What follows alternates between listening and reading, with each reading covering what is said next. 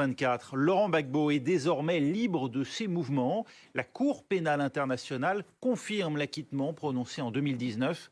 L'ancien président accusé de crimes contre l'humanité pour les 3000 morts de la crise post-électorale ivoirienne il y a 10 ans peut donc à nouveau voyager. Lui qui était resté jusque-là en Belgique depuis sa libération, dans l'attente de la décision d'appel.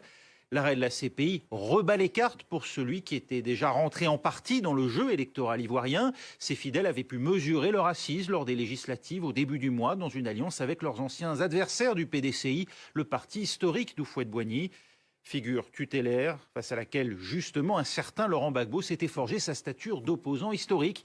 C'est dire à quel point le retour annoncé de l'ex-président s'annonce riche de rebondissements.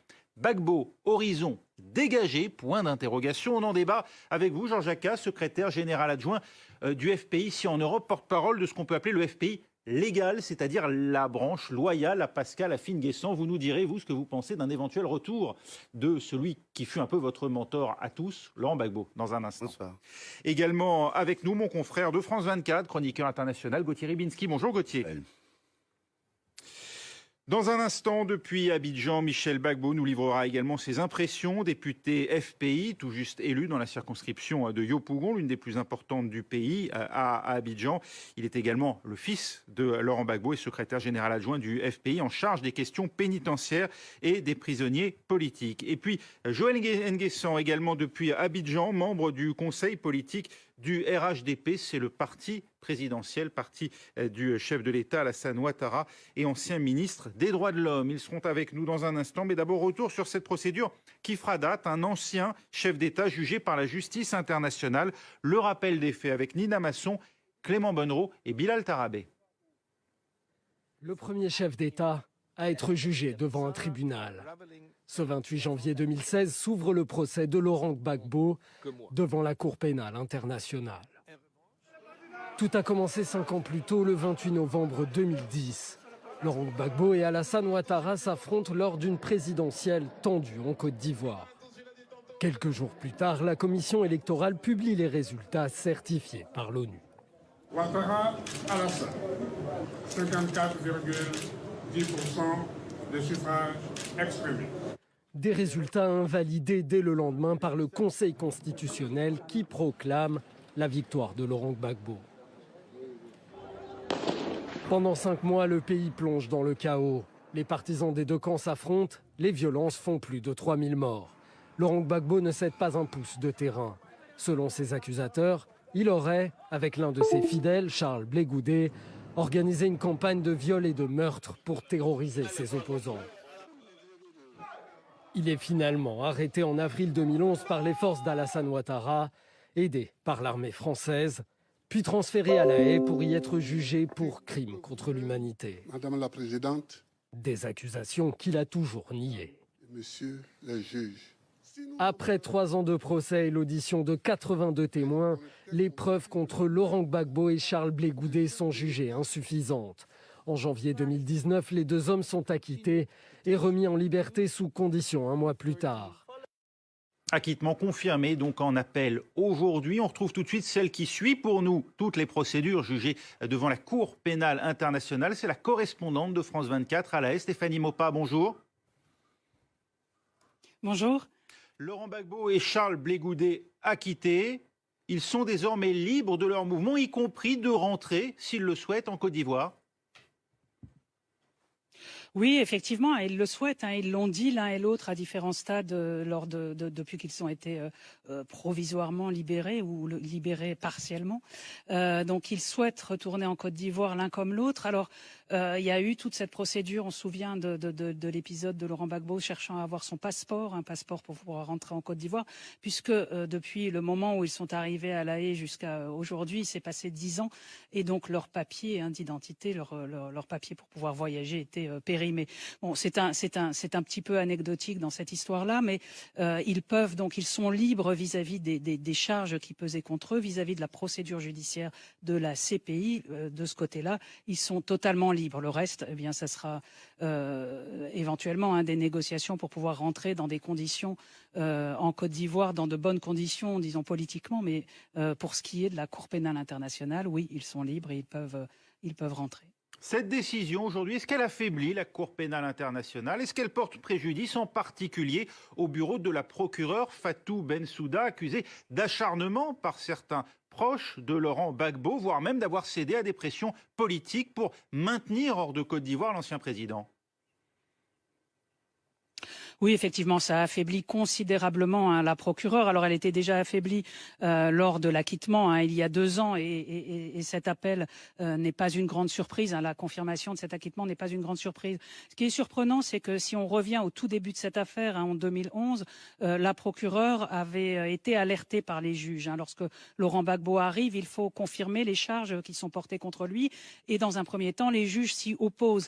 Et ils disent 2 choses. Ils disent d'abord que la thèse de l'accusation ne tient pas la route et ne correspond pas à une réalité. Et ils disent une deuxième chose, c'est que les preuves sont trop faibles pour pouvoir, dans un premier temps, mettre en accusation. Mais si on regarde 10 ans plus tard, eh bien, c'est exactement ce que dit aujourd'hui la Chambre d'appel. C'est ce qu'a dit il y a 2 ans la Chambre de première instance. Donc, il y a une vraie faute de la part du bureau du procureur qui est due à la qualité des enquêtes qui sont produites, à la qualité aussi de la coopération qui peut être obtenue. Il faudrait revoir les rapports de coopération. On sait que plusieurs États ont coopéré. La Côte d'Ivoire a coopéré dans le dossier Laurent Gbagbo. La France a coopéré dans le dossier Laurent Gbagbo. Et pourtant, bien, ça n'a rien donné. Au final, les deux accusés ont été acquittés et libérés. Donc, vraiment, de bout en bout de cette procédure, la procureure ne sera pas parvenue à convaincre de leur culpabilité. Et derrière, oui, il y a des circonstances qui ont été quand même un petit peu compliquées dès le départ, puisque il faut se rappeler qu'en 2011, au moment où le procureur démarre son enquête, et c'est souligné par les juges de la Chambre de première instance quand ils ont acquitté, ils expliquent que le procureur a commencé son enquête avant même qu'il en ait la compétence, et avant même que les juges lui donnent le feu vert, parce qu'à l'époque, la Côte d'Ivoire n'avait pas ratifié le traité de la CPI. Il fallait donc que les juges de la Cour donnent le feu vert au bureau du procureur pour conduire ces enquêtes. Et avant même d'avoir le feu vert, le procureur de l'époque, Luis Moreno Ocampo, avait démarré son enquête. Encore un fait souligné par la Chambre de première instance. Donc de bout en bout, cette procédure a été très très mal menée. Et effectivement, quand on n'arrive pas à lire clairement une stratégie au niveau judiciaire, il ne reste qu'une lecture politique des événements. Et dans le cadre du conflit en Côte d'Ivoire, dans le cadre de la situation, effectivement, ça pouvait donner le sentiment que le bureau du procureur n'a pas été impartial dans cette affaire. Merci Stéphanie Mopa, correspondante de France 24 à La Haye. Le fils de Laurent Gbagbo est avec nous en direct, fraîchement élu député dans la circonscription de Yopougon, la plus peuplée d'Abidjan, la capitale. Bonjour Michel Gbagbo, merci d'être avec nous. Bonjour monsieur, et merci de m'associer donc à cette émission. Avez-vous pu joindre votre père depuis l'appel et la décision donc d'appel qui confirme cet acquittement? Non, pas encore, parce que comme vous le doutez, il lui faut quitter La Haye, il lui faut rentrer sur Bruxelles. Et donc là, c'est à son tour de certaines mesures de sécurité, donc je n'ai pas encore pu lui parler directement. Connaissez-vous ses intentions? Souhaite-t-il revenir à brève échéance en Côte d'Ivoire où vous vous trouvez?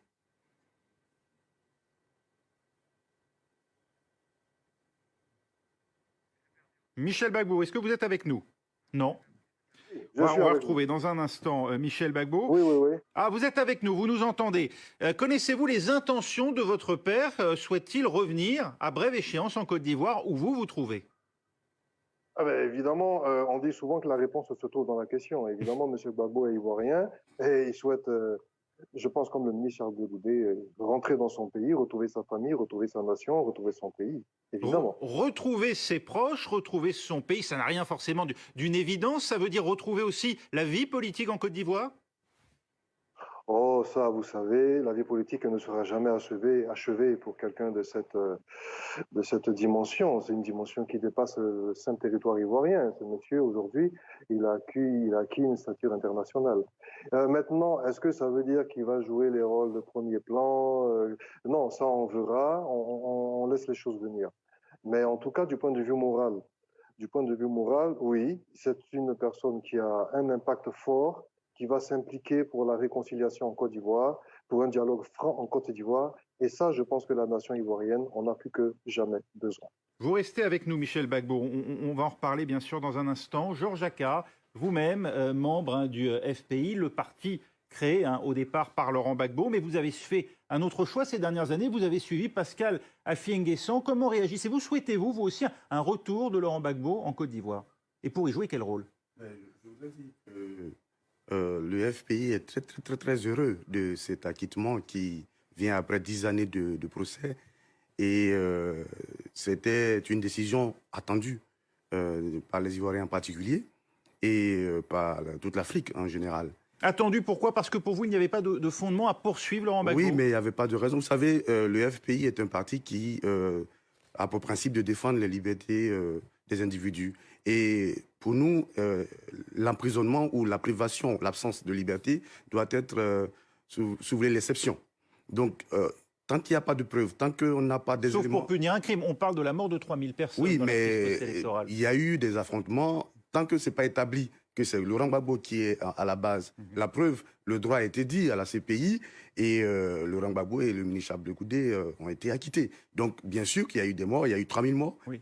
La CPI doit faire son travail pour déterminer quels sont ceux qui sont vraiment les vrais coupables. Voilà pour le droit, on va en reparler dans un instant, mais je dirais, vos attentes de cœur et puis aussi au plan politique, souhaitez-vous que Laurent Gbagbo joue un rôle demain dans la destinée de la Côte d'Ivoire et quel rôle, notamment en lien avec celui de Charles Blegoudé, autre personnalité politique issue de ce parti? Alors, il faut séparer les deux personnalités politiques. Enfin, Charles Blegoudé et Pascal Affi-N'Guessan, puisque voilà. c'est lui que vous... Le président Laurent Gbagbo, pour nous, à travers cet acquittement, c'est, comme l'a dit son fils Michel Gbagbo, qui est mon camarade de parti, est une très belle chose qui devrait davantage contribuer à la décrispation de la situation en Côte d'Ivoire et même permettre de booster un peu le processus de réconciliation nationale qui est un peu à la traîne depuis ces années.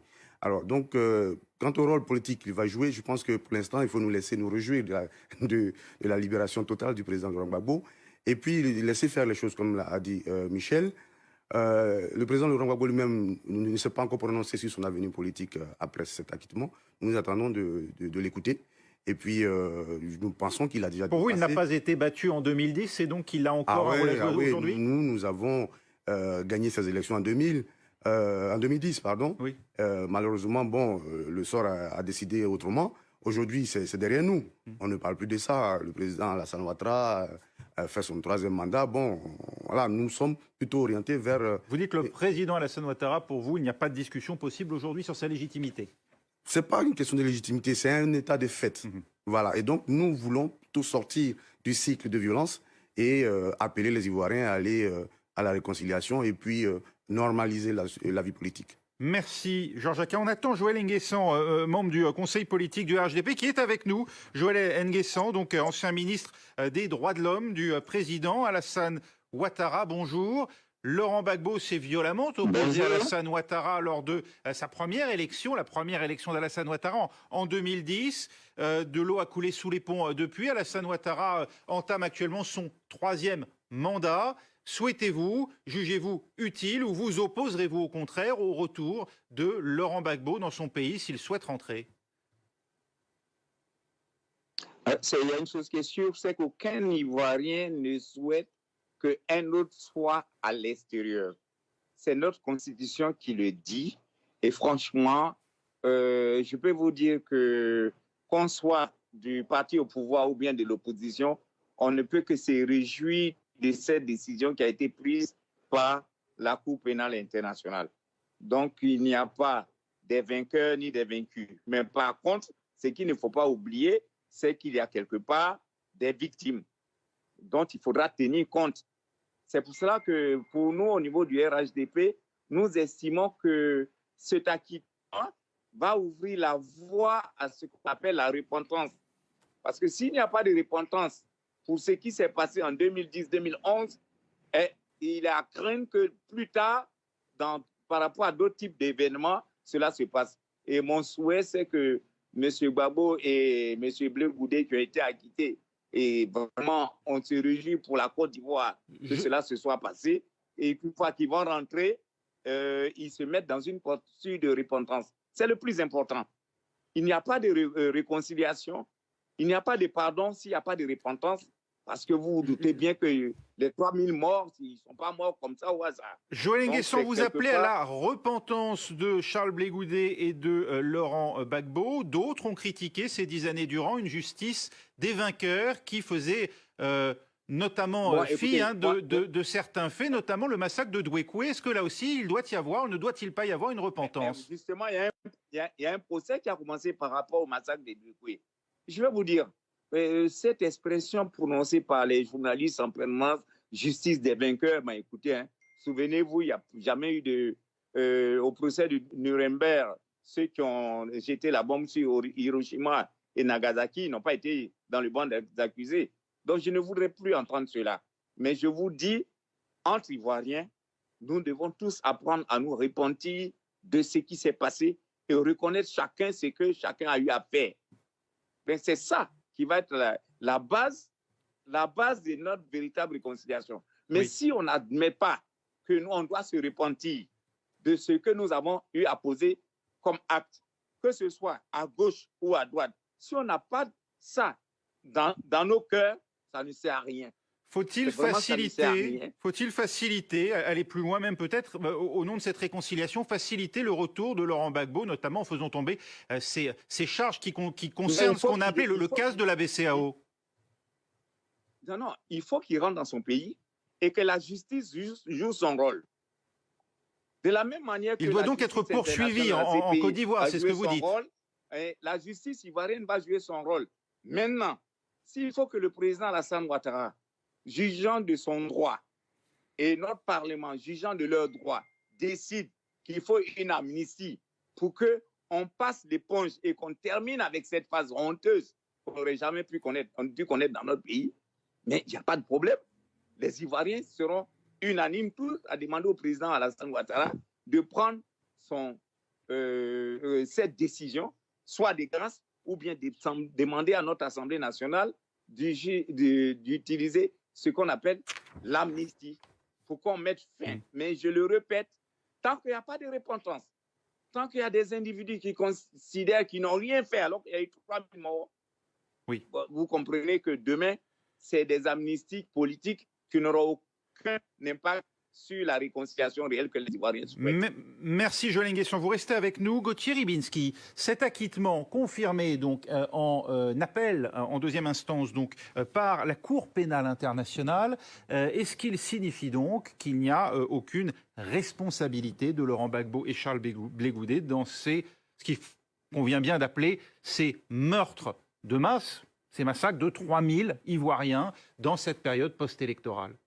Non, assurément non. Ce qui est important par rapport à la Cour pénale internationale, et qui est positif, et vous verrez que je réponds à votre question par la suite, c'est que cette Cour a prouvé que même si ces juges ont subi des pressions, même si, j'allais dire, l'ambiance qui entourait cette procédure concernant Laurent Gbagbo et Charles Blé Goudet, eh bien, elle a pu rendre un jugement qui n'était pas conforme peut-être à ce qu'on attendait d'elle. Ça, c'est important parce que pour tous ceux qui disent que à la Cour pénale internationale de La Haye, les dés sont pipés et joués d'avance, la preuve est là.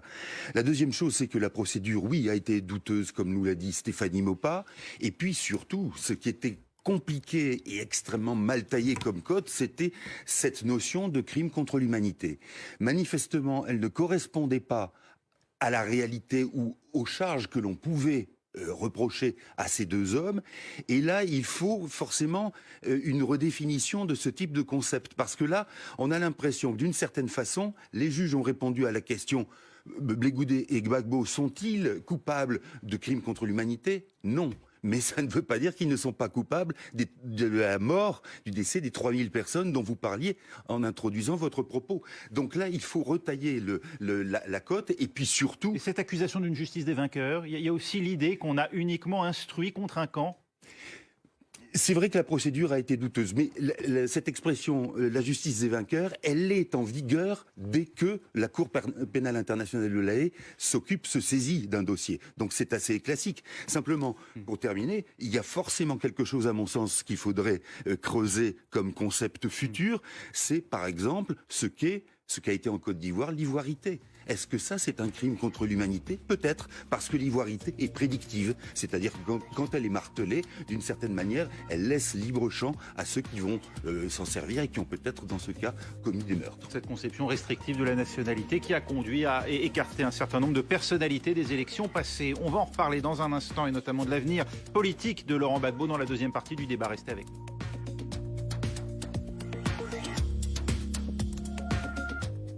Politique en partenariat avec Bien sûr, venez nous voir. Justement, me voilà. Le mystère. Les vacances de Pâques, les différents scénarios voilà 2 ans. En première instance, c'est le débat de France 24. On y revient tout de suite.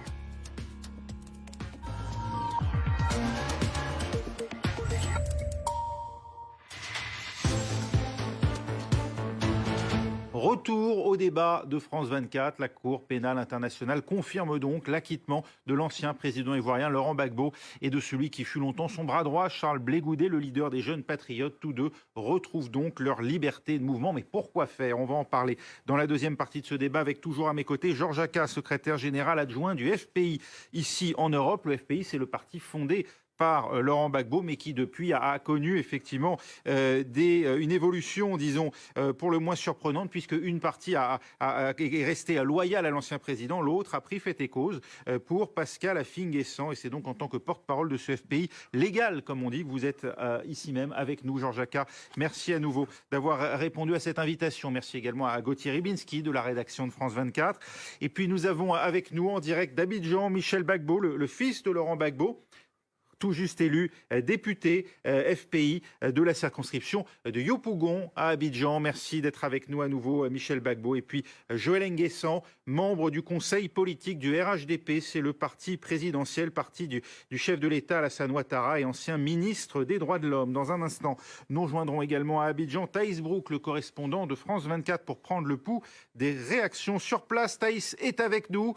Comment réagissent les Ivoiriens et notamment comment réagit-on à Abidjan où vous vous trouvez, Thaïs?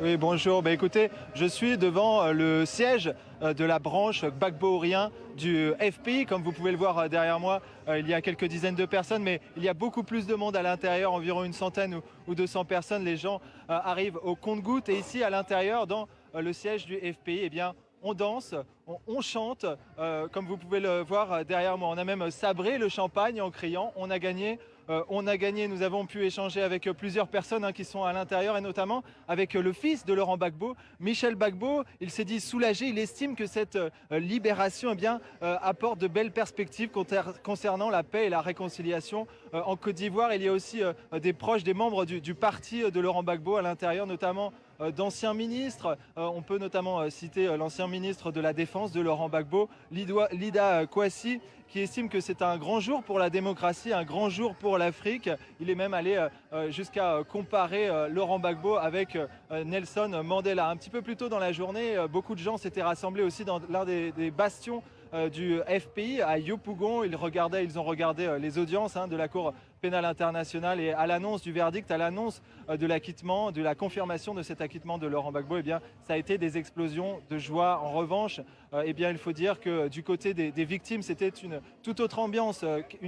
Quelques dizaines de victimes s'étaient rassemblées devant le tribunal, la Cour de justice d'Abidjan. Et il faut dire qu'ils se sont dit très déçus. C'était un petit peu un coup de massue. Nous avons parlé avec le président de l'Association des victimes de crise des Côtes d'Ivoire, qui estime que la CPI vient de consacrer l'impunité en Côte d'Ivoire. Donc comme vous le voyez, eh bien, les réactions sont partagées ici en Côte d'Ivoire en fonction des victimes ou alors des partisans de Laurent Gbagbo. Merci Thaïs Brook avec nous en direct d'Abidjan. Michel Gbagbo, vous avez été cité par notre correspondant à l'instant. On a entendu nous-mêmes votre réaction dans la première partie de ce débat. Que répondez-vous aux victimes qui déplorent l'impunité de ceux qu'ils considèrent être les responsables de la mort de leurs proches?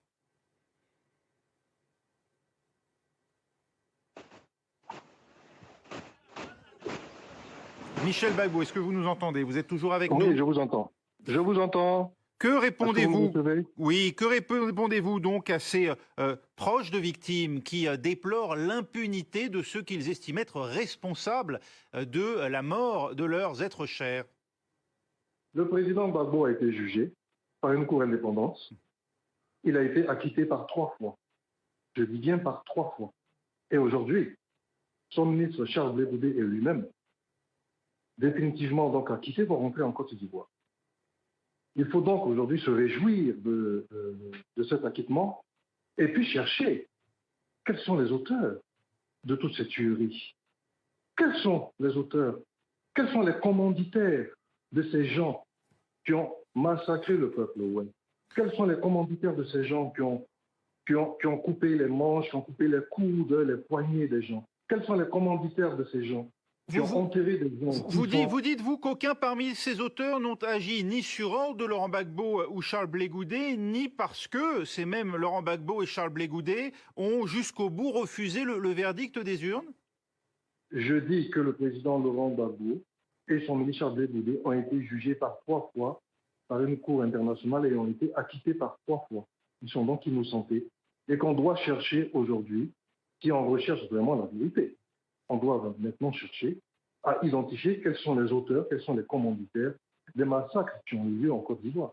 Je ne dis pas qu'il n'y a pas eu de tuerie en Côte d'Ivoire. Je dis simplement qu'on doit maintenant que ces 2 personnes ont été innocentées. On doit, si on veut réellement la vérité, si on veut rendre justice à la population ivoirienne, on doit continuer donc la procédure de chercher quels sont les véritables coupables. Et je pense qu'on les trouvera, parce que jusqu'à présent, en tout cas en Côte d'Ivoire, nous n'avons eu qu'une justice de vainqueurs qui a montré ses limites. Joël Nguessan, cette justice des vainqueurs, et puis après on passera quand même à la réalité de la politique ivoirienne d'aujourd'hui, mais cette justice des vainqueurs, que répondez-vous effectivement à Michel Gbagbo qui se fait le relais des critiques qu'on a entendues ces dernières années?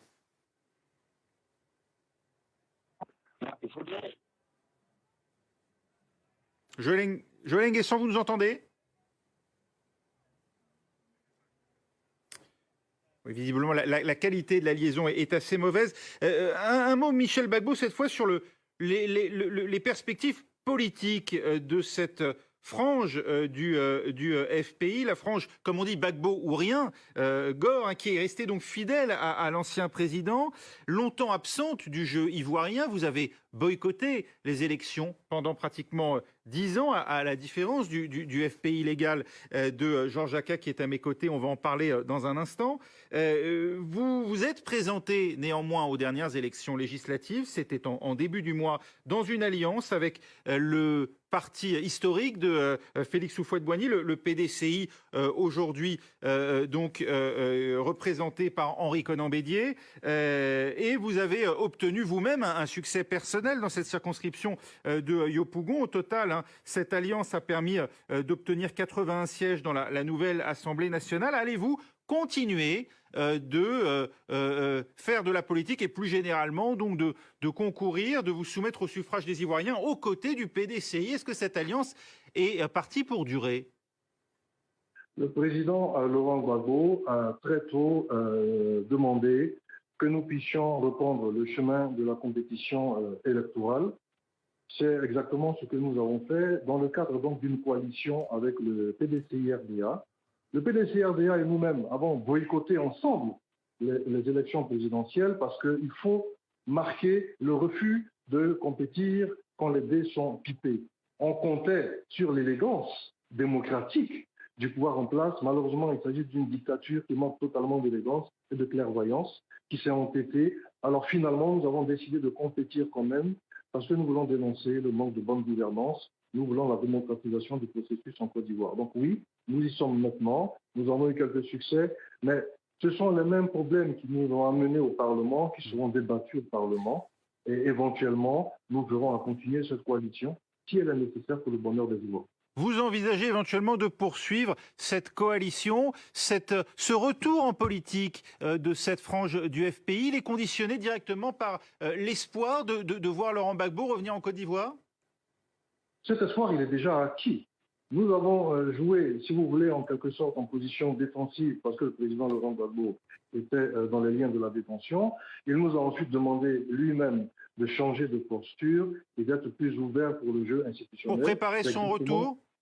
exactement ce que nous avons fait, parce que ce qui a changé, c'est simplement que le président Gbagbo n'est plus en détention, qu'il n'est plus accusé et qu'il est acquitté. La seule voie pour conquérir le pouvoir et pour servir la population, c'est la voie démocratique, c'est la voie électorale, et c'est exactement ce que nous avons choisi. Et croyez-moi, et ça je le dis à tous nos adversaires, il vaut mieux une compétition électorale qu'une guerre, et nous sommes des gens de paix, nous sommes des gens pacifiques, mais nous sommes des gens combatifs, et par ce combat démocratique-là, nous espérons arriver à changer les choses en Côte d'Ivoire positivement pour la population. Quel est votre message à destination de Georges Aka, du FPI légal, qui est à mes côtés? Pas de message direct, parce que ça se gère, si vous voulez, à l'échelon supérieur, et ce n'est pas moi qui prends des décisions. Vous souhaitez aller ensemble aux élections à l'avenir? Pas de message personnel, parce que comme je vous l'ai dit, ça se gère à l'échelon supérieur. Je serais très heureux que tous nous participions donc au processus électoral en Côte d'Ivoire et à la démocratisation du système ivoirien, à la libération des prisonniers politiques, que nous participions tous dans un même élan à l'accueil du président Laurent Gbagbo et au retour des exilés. Tout de même, le PDCI n'est-il pas un allié contre nature pour vous? Lorsqu'il s'agit de sauver la Côte d'Ivoire, est-ce que vous pensez qu'on a le luxe de se poser ce genre de questions? Non. Nous avons mis en place une coalition pour sauver la Côte d'Ivoire, que nous avons transformée en coalition électorale.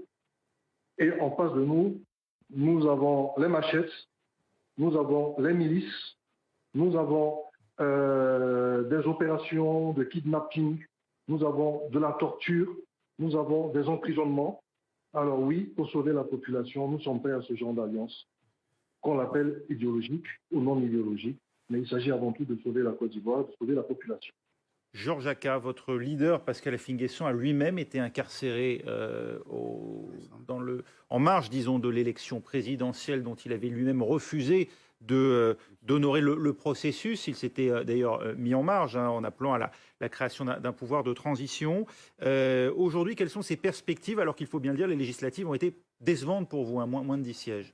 Oui, et vous savez que, comme on le dit, le pouvoir n'a pas voulu jouer franc jeu par rapport à cette présidentielle, en clarifiant le jeu. Donc, bien entendu, il ne fallait pas aller à cette élection pour y aller.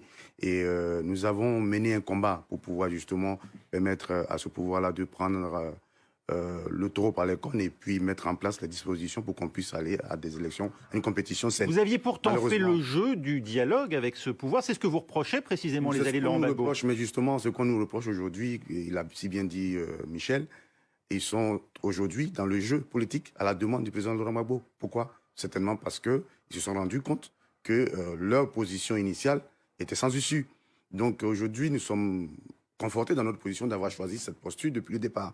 Sauf que c'est dommage que nous n'ayons pas pu nous entendre pour aller ensemble à cette élection législative et qu'ils aient décidé d'aller se coaliser avec le PDCI. Vous regrettez l'alliance avec le PDCI? Pour vous, elle est impossible? Non, on ne regrette pas l'alliance avec le PDCI, mais on regrette que toute l'opposition ne s'est pas mise ensemble pour pouvoir justement, dans cette dynamique de désobéissance civile, se mettre ensemble pour pouvoir justement donner plus de sièges à l'opposition, à cette Assemblée. Parce que il faut le noter, il ne vous a pas échappé que cette division de l'opposition a été fatale pour nous par rapport au score que vous voyez. Aujourd'hui, dans votre opposition à Alassane Ouattara, est-ce que Laurent Gbagbo n'est pas finalement le mieux à même de porter vos couleurs? Lorsque vous voyez les réactions à l'annonce de son acquittement qui préjuge peut-être d'un retour. Mais nous, on n'a pas de problème particulier. En fait, comme on le dit, ce n'est pas un problème de personne contre le président Laurent Gbagbo. C'est un problème de démarche politique. Voilà, nous sommes des politiques. Nous avons une ambition pour la Côte d'Ivoire. Le FPI a cette ambition pour la Côte d'Ivoire. Si à un moment donné, nous sommes tous des humains, on peut se tromper. Donc si à un moment donné, une voie empruntée est considérée comme une voie tronquée et qu'on veut revenir sur la bonne voie, on va tous la comprendre. Pour l'instant, le président Laurent Gbagbo n'a rien dit encore. S'il veut bien reprendre le flambeau... Vous lui emboîterez le pas. Aujourd'hui, Pascal Affi-N'Guessan a été affecté par son incarcération. Il s'est mis de côté, de fait. Oui, on peut dire que l'incarcération du président Affi-N'Guessan a joué beaucoup aujourd'hui dans les postures que nous avons. Ça, c'est clair. Mais n'empêche que le FPI demeure le FPI et qu'à tout moment, les enfants du FPI peuvent s'asseoir pour se comprendre. Tout dépend du président Laurent Gbagbo, tout dépend de quel procès il va avoir quand il va rentrer. Joël Nguessan pour le parti au pouvoir, le RHDP. Est-ce que vous n'avez pas intérêt aujourd'hui à tendre la main à Laurent Gbagbo? On a senti d'ailleurs peut-être l'esquisse de possibles rapprochements ces dernières semaines. Est-ce que vous négociez en coulisses? Nous n'avons pas besoin de négocier. Laurent Gbagbo est un fils de la Côte d'Ivoire. Il est un responsable politique qui compte.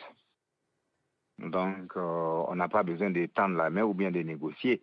C'est à lui qui vient d'échapper à la justice internationale, à son retour, de retenir que ce qui s'est passé en 2010-2011, par son refus de reconnaître que Alassane Ouattara a gagné, nous a occasionné près de 3000 morts. Mais ceci étant, moi je considère qu'on doit passer à une autre étape. On doit aller à une autre étape. Et qu'on ne doit plus vivre ce que nous avons connu à cette période-là. C'est pour ça que tout à l'heure, je vous ai parlé de repentance. Le FPI, dont il a été l'un des principaux fondateurs, est divisé. Il y a un clan d'un côté, il y a un clan de l'autre côté, mais on leur demande de s'entendre. Ça, on est anti-ivoirien, FPI de gauche, FPI de droite ou FPI de centre. C'est à eux de s'entendre. Oui. Ce qui nous intéresse, nous ne voulons plus revivre ça. Et nous voulons avoir en Côte d'Ivoire une opposition qui est responsable. Parce que tenez-vous bien, voici une opposition qui se lève un matin, qui demande un boycott actif, qui demande une désobéissance civile, qui aboutit à 86 morts, qui dit tant que le Conseil constitutionnel, du moins la CEI n'est pas reprise, tant que le paysage, le découpage électoral n'est pas refait, sans que c'est pas possible, ils n'y vont pas, 86 morts. Et après ça, ils se lèvent, ils disent allons aux élections avec la même CEI. Non, qu'ils soient responsables un peu. Merci. C'est ce qu'on leur demande. Merci Joël Nguessan. On leur demande d'être des gens qui sont responsables vis-à-vis de nos institutions et qui se rendent compte qu'avec Alassane Ouattara, l'impunité, ça ne va pas. Merci Joël Nguessan. On vous a compris. Gauthier Rybinski, un mot pour conclure. La politique ivoirienne en reste d'une certaine manière à ce triangle, alors on dirait presque triangle amoureux, de ces trois personnalités politiques, Henri Konan Bédié, Alassane Ouattara, Laurent Gbagbo, qui au gré de leurs alliances respectives font basculer le pouvoir dans un camp ou dans l'autre. Est-ce que ça va se poursuivre avec le retour dans le jeu de Laurent Gbagbo ? Probablement, et d'ailleurs on voit qu'il y a des problèmes institutionnels qui sont liés à ce triangle, notamment le découpage électoral. Mais moi, ce qui me frappe le plus, et je ne sais pas si nos téléspectateurs ivoiriens ou nos internautes ivoiriens sont dans cette même expectative, à aucun moment de tous les interlocuteurs que nous avons eus, que vous avez eus ce soir, il n'y a d'allusion à des mesures ou à des idées ou à des désirs programmatiques. Que veulent faire de la Côte d'Ivoire messieurs Gbagbo, monsieur Ouattara, monsieur Konan Bédié? On ne le sait pas. Et de ce point de vue-là, je rejoins ce que vous disiez, il y a des luttes d'influence, il y a des alliances possibles, il y a certains qui sont en attente de l'arrivée d'un personnage, en l'occurrence Laurent Gbagbo, mais jamais, au grand jamais, et ce n'est pas spécifique à la Côte d'Ivoire, jamais on entend quoi que ce soit qui ait un rapport avec des décisions futures, des programmes, des solutions adaptées aux problèmes et aux lacunes de la société ivoirienne. Encore une fois, je le répète, c'est valable pour d'autres pays. Et ça, c'est capital. Et si vous voulez, je ne crois pas qu'on puisse, j'en terminerai là, qu'on puisse se prémunir, par exemple, de concepts aussi dangereux que l'ivoirité, tant qu'on sera dans ce jeu et ce triangle dont vous parliez, avec des personnes, quelles que soient d'ailleurs, par ailleurs, leur valeur intrinsèque. Merci Gauthier Rybinski, merci également à Jean Jacquat d'avoir été avec nous. Michel Gbagbo était avec nous en direct d'Abidjan, tout comme Joël Nguessan. Le premier chef d'État à être jugé devant un tribunal. Ce 28 janvier 2016 s'ouvre le procès de Laurent Gbagbo devant la Cour pénale internationale. Tout a commencé 5 ans plus tôt, le 28 novembre 2010. Laurent Gbagbo et Alassane Ouattara s'affrontent lors d'une présidentielle tendue en Côte d'Ivoire. Quelques jours plus tard, la commission électorale publie les résultats certifiés par l'ONU. Ouattara, Alassane, 54,10% des suffrages exprimés. Des résultats invalidés dès le lendemain par le Conseil constitutionnel qui proclame la victoire de Laurent Gbagbo. Pendant 5 mois, le pays plonge dans le chaos. Les partisans des deux camps s'affrontent, les violences font plus de 3000 morts. Laurent Gbagbo ne cède pas un pouce de terrain. Selon ses accusateurs, il aurait, avec l'un de ses fidèles, Charles Blé Goudé, organisé une campagne de viol et de meurtre pour terroriser ses opposants. Il est finalement arrêté en avril 2011 par les forces d'Alassane Ouattara, aidé par l'armée française, puis transféré à La Haye pour y être jugé pour crime contre l'humanité. Madame la Présidente, des accusations qu'il a toujours niées. Monsieur le juge. Après 3 ans de procès et l'audition de 82 témoins, les preuves contre Laurent Gbagbo et Charles Blé Goudé sont jugées insuffisantes. En janvier 2019, les 2 hommes sont acquittés et remis en liberté sous condition 1 mois plus tard. Mais la procureure Fatou Bensouda fait appel. C'est ce mercredi que la CPI va rendre sa décision. Elle pourrait soit confirmer l'acquittement, soit ouvrir la voie à un nouveau procès. L'acquittement de Laurent Gbagbo sera-t-il confirmé après 1 an et demi d'attente? La Cour pénale internationale rend son verdict cet après-midi. En première instance, la CPI avait décidé d'acquitter l'ancien président ivoirien, jugé pour crime contre l'humanité. Bonjour Bruno Darou. Bonjour Julien. La CPI est en train de se prononcer, c'est une décision très attendue. Oui, alors c'est une décision très attendue. Alors évidemment d'abord par l'ancien président Laurent Gbagbo, puisqu'il faut donc rappeler qu'en janvier 2019, la CPI a prononcé donc l'acquittement de M. Gbagbo et ainsi d'ailleurs que celui de Charles Blé Goudé, mais que la procureure générale de la CPI, Fatou Bensouda, a décidé d'interjeter appel quelques mois plus tard, en septembre 2019. Donc entre cette date et aujourd'hui, vous voyez que les juges auront mis 18 mois à se décider, à trancher, et aujourd'hui évidemment, décision très attendue, soit il confirme l'acquittement qui avait été décidé en janvier 2019, soit il l'infirme à ce moment-là, il prononce un non-lieu, et s'il y a un non-lieu, eh bien il y aura organisation d'un nouveau procès. Donc évidemment pour Laurent Gbagbo c'est très important, parce que si son acquittement est confirmé, ça veut dire qu'il redevient un citoyen libre, c'est à la fois son avenir judiciaire qui s'éclaircit, et aussi bien sûr son avenir politique, puisqu'on sait qu'il veut revenir en Côte d'Ivoire, qu'il a récupéré, ça a pris un peu de temps, dit-il, en taclant un peu d'ailleurs Alassane Ouattara, le président ivoirien, mais enfin il a eu ses passeports diplomatiques et son passeport ivoirien, donc il est en capacité, s'il est acquitté, de rentrer en Côte d'Ivoire et de jouer à nouveau un rôle politique, ce qu'il n'a pas caché. Il a assez peu parlé, Laurent Gbagbo, mais il l'a dit il y a quelques mois dans une interview à nos confrères de TV5 Monde, soit eh bien, il y a un non-lieu, c'est-à-dire qu'à ce moment-là, eh bien, l'acquittement est suspendu, il faut organiser un autre procès, et là, évidemment, c'est un tout autre avenir qui se dessine pour lui, ainsi d'ailleurs que pour Charles Blé Goudé. Enfin, c'est un moment important aussi pour la procureure générale Fatou Bensouda, 60 ans, ça fait 8 ans qu'elle dirige en quelque sorte la Cour pénale internationale. Son mandat s'achève au mois de juin. C'est son dernier combat, donc évidemment l'issue de ce combat est important. On sait qu'on lui avait beaucoup reproché d'avoir élaboré un dossier d'accusation un peu bancal contre Laurent Gbagbo et Charles Blé Goudé. Voilà, la CPI donc est en train de rendre son verdict et la lecture de l'arrêt est assez longue. On devrait connaître la décision finale dans 1 heure, 1 heure et demie. Merci beaucoup Bruno. Ça peut revenir un peu avant, mais voilà. Entre 1 heure et 1 heure et demie. Oui. En tout cas, on a les yeux braqués sur là et merci beaucoup Bruno pour ce point. La CPI délibère aujourd'hui sur l'avenir judiciaire de Laurent Gbagbo. La Cour pénale internationale doit statuer cet après-midi sur l'acquittement de l'ex-président ivoirien, sur celui aussi de Charles Blé Goudé, l'ancien chef de l'organisation des jeunes ivoiriens. Les 2 hommes sont accusés de crimes contre l'humanité lors des violences post-électorales. Acquittés en 2019, ils vivent depuis en liberté conditionnelle. On va retrouver tout de suite en direct de La Haye notre correspondante Stéphanie Maupas. Stéphanie, on en saura donc plus cet après-midi. À quoi faut-il s'attendre ?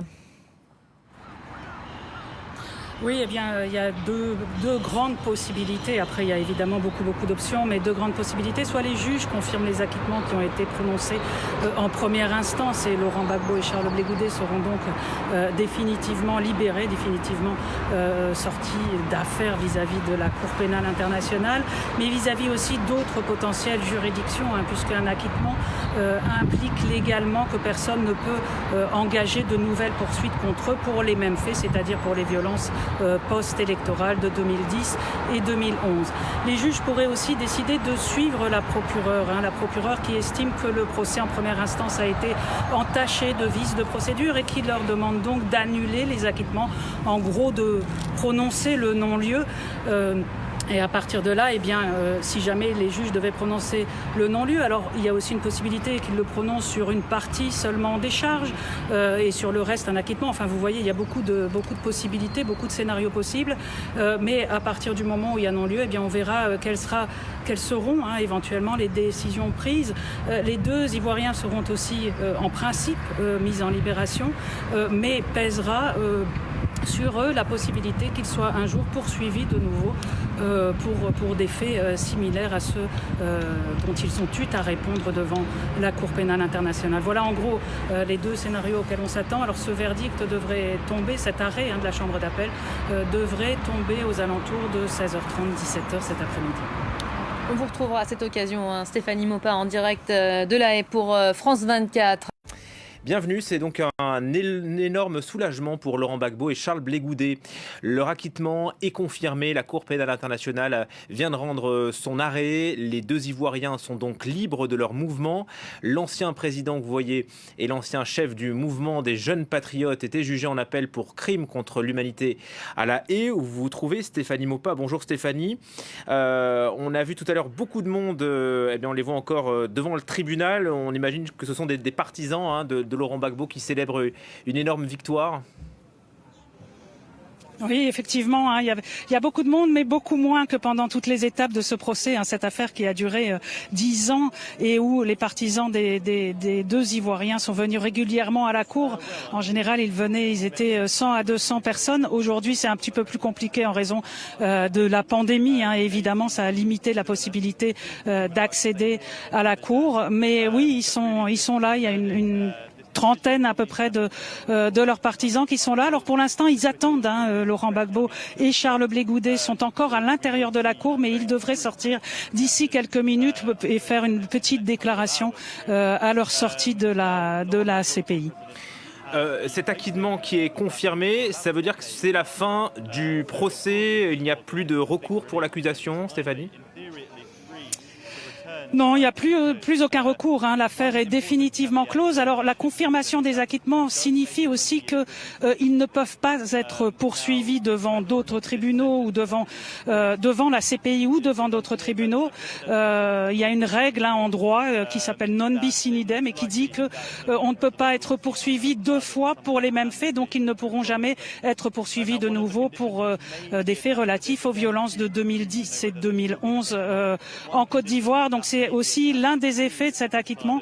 Et vous savez, la procureure demandait le non-lieu et le non-lieu aurait laissé ouverte la possibilité d'engager d'autres poursuites. Là, c'est définitivement clos. Le dossier Laurent Gbagbo et Charles Blé Goudet à la CPI est définitivement refermé. Rapidement, Stéphanie, est-ce que vous avez pu assister à la réaction de Laurent Gbagbo à l'annonce de cet acquittement confirmé ? Oui, il était assis dans la salle d'audience et il a simplement levé les deux pouces en signe de victoire en fait. Voilà la lecture assez longue de ce jugement, plus d'1h30. Et donc voilà, il a salué cette victoire dans la salle d'audience. On va voir ce qu'il va dire et s'il prononce quelques mots ici en sortant de la Cour pénale internationale. Voilà, on vous laisse donc recueillir les premiers mots de Laurent Gbagbo et de Charles Blé Goudet à l'issue de cet procès en appel. Bruno Darou, c'est donc la fin d'une très longue procédure et un échec, Stéphanie le disait, pour la procureure qui, elle, voulait un non-lieu. Oui, d'abord, c'est un échec pour Fatou Bensouda, elle qui avait interjeté appel en septembre 2019, après le premier acquittement, enfin l'acquittement en première instance en janvier 2019 en faveur de Laurent Gbagbo et de Charles Blé Goudet. C'était son dernier combat, jusqu'au bout elle y croyait, son dernier combat parce que elle a 60 ans maintenant, Fatou Bensouda, son mandat vient à échéance au mois de juin, et donc c'est ce dernier combat qu'elle perd. Alors, elle a été critiquée d'abord pour le fait que le dossier d'accusation effectivement était peut-être insuffisamment étayé. Et évidemment, les juges, dès janvier 2019, sont entrés dans cette brèche en disant il n'y a pas de preuves suffisantes pour établir la volonté de Laurent Gbagbo et aussi évidemment de Charles Blé Goudet à un moindre niveau, bien sûr, d'élaborer un plan délibéré de meurtres commis contre des civils qui auraient été favorables, qui étaient favorables à Alassane Ouattara. Et ça revient souvent, on pourra peut-être y revenir, mais dans les dossiers d'accusation de la CPI, cette difficulté finalement à solidifier les dossiers d'accusation,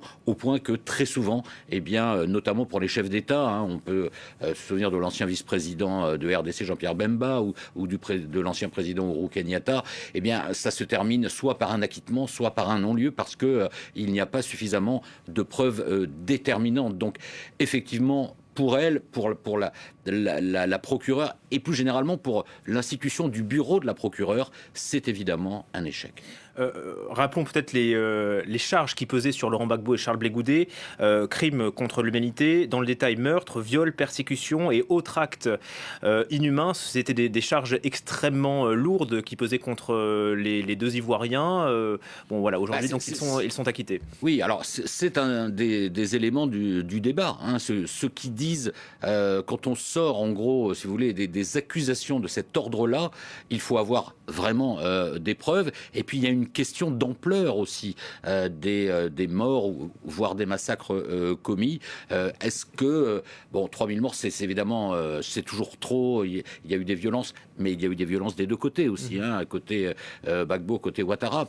Et il n'y a que celles qui auraient été commises par Laurent Gbagbo qui ont été mises en cause. Ça, c'était aussi un des arguments qui a été soulevé, une forme de partialité finalement de la CPI. Mais les accusations en fait pour crimes de guerre ou crimes contre l'humanité sont tellement élevées, si vous voulez, que il faut évidemment avoir suffisamment, encore une fois, de preuves. Et puis, où place-t-on, c'est une question très difficile, où place-t-on le curseur, si je peux m'exprimer ainsi, de savoir ce qui constitue des crimes de guerre et des crimes contre l'humanité. C'est toute la difficulté de cette institution qui a été élaborée par un traité signé en 1998, signé quand même par 123 pays et qui a commencé à fonctionner en 2002. Et régulièrement, à l'issue de procès tels que celui de Laurent Gbagbo, la question revient, mais à quoi sert la CPI? Est-ce qu'elle peut être une institution efficace? Alors voilà, c'est une institution morale en quelque sorte, mais concrètement, eh bien, on s'aperçoit que ceux qui payent en quelque sorte, où finalement il y a une instruction qui va jusqu'à son terme, ce sont souvent ce ne sont pas des chefs d'État, quoi. On peut pas dire autre chose, qui eux s'en sortent quand même toujours bien. Laurent Gbagbo est désormais libre de ses mouvements. La question que tout le monde se pose, c'est désormais, est-ce qu'il va pouvoir rentrer en Côte d'Ivoire et quand va-t-il rentrer en Côte d'Ivoire? L'ex-président a exprimé à plusieurs reprises le souhait de rentrer le plus vite possible. Ses partisans, les membres de sa famille, les membres de son parti, le FPI, tous poussent pour qu'il puisse rentrer le plus vite possible ici en Côte d'Ivoire. Mais il faut rappeler que l'ex-président Laurent Gbagbo est toujours sous le coup d'une condamnation, à 20 ans de prison ici en son absence pour l'affaire dite du braquage de la BCEAO. Donc s'il décidait de rentrer dès ce soir par exemple, eh bien il pourrait devoir passer par la case prison. Mais selon une source proche du président Alassane Ouattara, Laurent Gbagbo pourrait bénéficier d'une amnistie ou bien d'une grâce présidentielle si jamais il décidait de rentrer. Mais les négociations entre l'entourage du président Alassane Ouattara et l'entourage du président Gbagbo pourraient prendre du temps. Et parmi ces négociations, eh bien, le président Alassane Ouattara pourrait demander à ce que l'ex-président Laurent Gbagbo se retire de la politique, qu'il fasse office de sage et qu'il laisse la politique aux nouvelles générations. Ils sont désormais totalement libres de leur mouvement. Laurent Gbagbo, l'ex-président ivoirien, et son ancien homme de confiance, Charles Blé Goudet, tous deux reconnus non coupables de crimes contre l'humanité. La Cour pénale internationale confirme l'acquittement prononcé. Voilà 2 ans contre eux. Stéphanie Maupas, vous êtes à La Haye pour France 24. Cela signifie pour Laurent Gbagbo qu'il peut quitter la Belgique et envisager donc un éventuel retour en Côte d'Ivoire. Oui, effectivement, hein, rien maintenant ne s'y oppose. Alors il y avait une requête, une ordonnance de coopération entre la Cour et la Belgique, mais tout ça, eh bien, c'est terminé. Hein, c'est-à-dire que les conditions qui étaient imposées à sa libération ont été levées. Elles ont été levées lors de l'audience. Hein, le président de la Chambre d'appel l'a annoncé ce soir. Donc oui, il est parfaitement libre de retourner en Côte d'Ivoire. Maintenant, il reste les modalités de départ. Hein. Il faut préparer tout ça. Et puis, il reste aussi quel sera l'accueil qu'il va recevoir en Côte d'Ivoire. Et donc, il y a eu des discussions à un moment donné, notamment avec le Premier ministre qui est décédé. Mais il y avait des discussions en cours pour savoir dans quelles conditions il allait les retourner en Côte d'Ivoire. Je pense que ces négociations, ces discussions sont encore en cours. Mais légalement, du point de vue de la Cour pénale internationale, il est libre et il peut donc retourner dans le pays où il souhaite retourner. Ici, c'est la Côte d'Ivoire. Cet arrêt, Stéphanie, c'est aussi un désaveu pour le bureau de la procureure Fatou Bensouda à 2 mois et demi de la fin de son mandat. Oui, effectivement, et ça vient s'ajouter, cet acquittement vient s'ajouter à d'autres échecs du bureau du procureur au cours de ces 9 années de mandat, et des échecs qui concernent les plus hauts responsables qui ont pu être poursuivis par cette cour. Il y a eu l'acquittement en appel de Jean-Pierre Bemba, il y a eu donc ancien vice-président de la République démocratique du Congo, il y a eu le non-lieu prononcé en faveur d'Ouro Kenyatta, le président du Kenya. Omar al-Bashir est évidemment incarcéré en ce moment, mais enfin il n'est jamais arrivé à la prison de la Cour pénale internationale, même si la Cour pénale étant complémentaire, eh bien, elle peut se satisfaire éventuellement d'un procès sur les mêmes charges que ceux pour lesquels il est accusé par la CPI. Mais enfin, tout ça montre toute une difficulté de la procureure, à la fois de pouvoir mener des procédures à bien, et notamment une faiblesse extrême de ces enquêtes. Et ça fait depuis la création de la Cour en 2002, ça fait 18 ans maintenant que les juges, successivement, affaire après affaire, expliquent au bureau du procureur qu'il faut professionnaliser les enquêtes, qu'il faut faire des enquêtes un peu plus solides. Donc ça, c'est un constat interne en fait au fonctionnement de la Cour, et puis il y a le constat plus large du besoin de coopération de cette Cour, des différents États qui, eux, ont d'autres intérêts ou n'ont pas toujours les mêmes intérêts que la Cour pénale internationale. Donc oui, c'est un nouvel échec de Fatou Bensouda à 2 mois et demi de la fin de ce mandat. Merci Stéphanie Maupas avec nous en direct de La Haye. Oui, Bruno Darroux, un arrêt qui souligne l'extrême difficulté à mettre en œuvre cette fameuse justice internationale. Oui, et comme le disait à l'instant Stéphanie, eh bien c'est comme ça depuis le début. C'est-à-dire que cette Cour pénale internationale qui a été créée par un traité de 1998, qui avait été signé quand même par 123 pays et qui a commencé à fonctionner en 2002, depuis l'origine, en fait, c'est sur les modalités d'élaboration de constitution des dossiers d'accusation que régulièrement reviennent des reproches. Il y a d'autres types de reproches, alors notamment en Afrique, où on estime que très souvent ce sont uniquement les dirigeants africains qui sont poursuivis, mais c'est surtout sur... Et souvent les ex-dirigeants africains, c'est-à-dire qu'il y a la présomption d'une justice des vainqueurs. Oui, voilà, en plus. Donc effectivement, c'est les ex-chefs d'État africains qui, Stéphanie a cité M. Bemba, Ouro Kenyatta, qui, au bout du compte, soit sont acquittés, soit bénéficient d'un non-lieu. Donc il y a cette vision, en plus d'une justice qui n'arrive pas à clairement établir, en fait, le curseur de ce que c'est que des crimes de guerre ou des crimes contre l'humanité, d'une part, d'où la difficulté de constituer des dossiers d'accusation qui vont jusqu'au bout, et d'autre part, d'une justice un peu, dans certaines régions du monde, c'est considéré comme une justice un peu à la solde de l'Occident, qui sert les intérêts des Occidentaux pour nuire aux intérêts des pays en voie de développement, pour schématiser. Donc, depuis le départ, il y a ces soupçons sur le fonctionnement de la Cour, et de fait, malheureusement, au bout de 18 ans, le bilan est un peu maigre, c'est-à-dire qu'effectivement, il y a eu quelques seconds couteaux, si vous me passez l'expression, qui ont été condamnés, mais tous les chefs d'État qu'il était ont toujours été relaxés d'une manière ou d'une autre. Et donc, évidemment, ça fait peser un questionnement réel sur la raison d'être de la CPI, sur les modalités de son fonctionnement. Alors, effectivement, comme le disait Stéphanie, il faudrait une plus grande coopération entre États. Mais là, on rentre un peu dans le chacun pour soi. C'est-à-dire que parfois, les États qui saisissent la Cour de la CPI poursuivent certains objectifs qui n'ont pas grand-chose à voir avec la justice. Du point de vue à présent de la Côte d'Ivoire, cette décision, elle rebat les cartes du jeu politique ivoirien?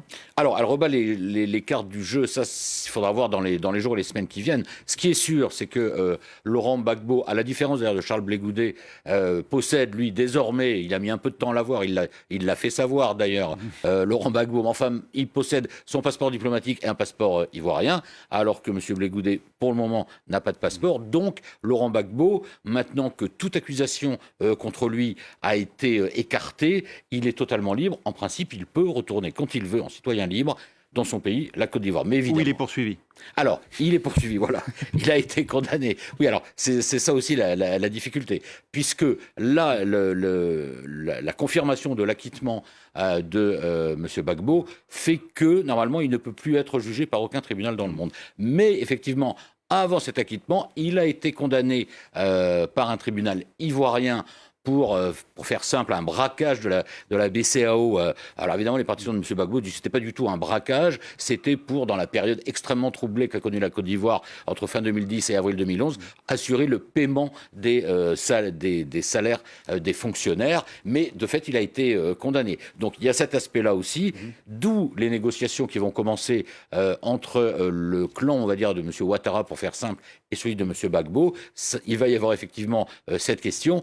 Et puis, comment va s'opérer le retour au pays de M. Gbagbo? Est-ce qu'il peut renoncer à un avenir politique? Si on comprend bien, le président Ouattara aimerait bien qu'il rentre et qu'il fasse, puisqu'il l'a dit il y a quelques semaines, qu'il voulait désormais réconcilier le pays, assurer l'unité du pays.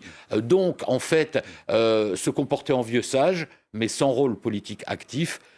Ce serait ça le deal, comme on dit en anglais, que proposerait le président Ouattara. Est-ce que Laurent Gbagbo est prêt à accepter un tel deal, un tel accord? On verra. Et on verra d'ici 1 heure, puisque ce sera aussi le thème du débat de France 24, et que Michel Gbagbo, le fils de Laurent Gbagbo, élu dans cette circonscription de Yopougon, la plus grande de Côte d'Ivoire à Abidjan, sera avec nous en direct depuis la capitale ivoirienne. Merci Bruno Darou. 15 janvier 2019. À la surprise générale, après 7 ans de détention préventive, Laurent Gbagbo est acquitté.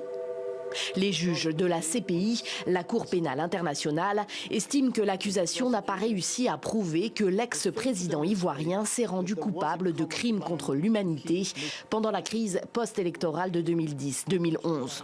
La décision d'acquittement rendue aujourd'hui par les juges est, de notre point de vue, une victoire de la justice. C'est aussi et surtout une victoire de la Cour pénale internationale. Laurent Gbagbo devra patienter 2 semaines encore avant de recouvrer la liberté.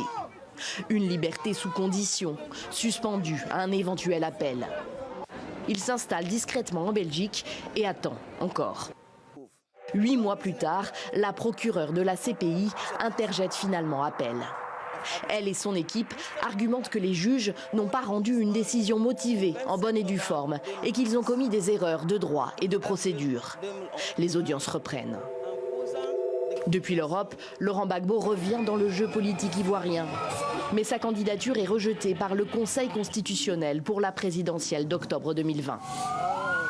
La Côte d'Ivoire s'enfonce dans une crise préélectorale alors qu'Alassane Ouattara brigue un 3e mandat controversé. 2 jours avant le scrutin, après près de 10 ans de silence, Laurent Gbagbo prend la parole sur TV5 Monde. Il déplore d'être cantonné à un rôle de spectateur loin de son pays.